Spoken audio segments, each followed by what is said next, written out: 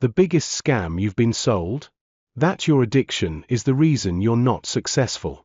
Spoiler alert, it's not the addiction. You just don't have skills, my dude. Let's talk about the hub. Yeah, that hub. Everyone and their grandma on YouTube has made a video about quitting it. NoFap day 384. I just blinked and now I'm a billionaire. Meanwhile, you're over here thinking that if you just stop touching your joystick, suddenly you'll be rich, jacked, and dating a Victoria's Secret model. Hate to break it to you, but no. People love to believe that one bad habit is the evil root of all their problems. I can't talk to girls because I watch too much porn. I can't go to the gym because I overuse my joystick. I can't focus because pixels have taken over my brain. Bro, that's not your problem. That's just a great excuse. Your actual issue? Skill issues. You know, like in video games when you keep losing and it's not the game's fault, it's you. Yes, overusing adult content, nicotine, junk food, and shopping like you're possessed during a Black Friday sale are not great. But quitting those doesn't mean you magically transform into Elon Musk with abs. Want proof? Just look at Kanye. Found adult magazines at 5 years old. Still became a music legend, fashion mogul, and creative maniac. So what's your excuse? You should cut down on those bad habits. Totally. But even if you don't, that's not the reason you're stuck. You could be doing ice baths, drinking mushroom coffee, staring at the sun like Hubberman told you, and still be a walking L if you're not actually doing things that matter. Here's the harsh but hilarious reality. The dude who wakes up at 11 a.m., watches something questionable, vapes a grapefruit-flavored cloud, and then crushes work for 6 hours is beating you. Why? Because he's taking action.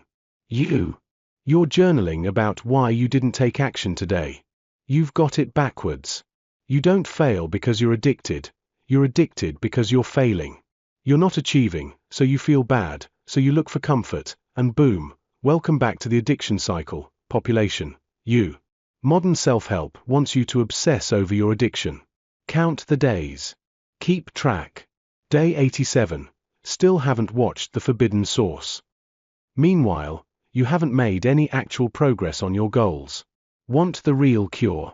Do something more exciting than your addiction. Seriously. Find a mission that makes the hub look boring. Watching endless how to quit porn videos is not action. It's just digital thumbsucking.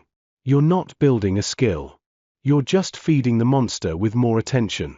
You think you can't talk to women because you're addicted? Nah. Bro.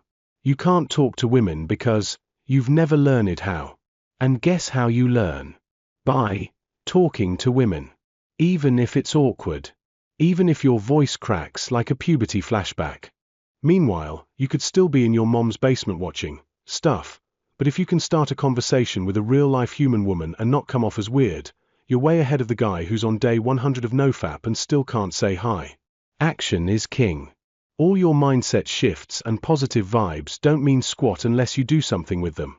And honestly, we glorify successful addicts all the time. MJ, Michael Jordan, was literally addicted to gambling and still became the GOAT.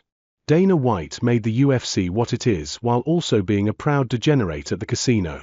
Here's the truth bomb. Being addicted doesn't automatically make you a loser.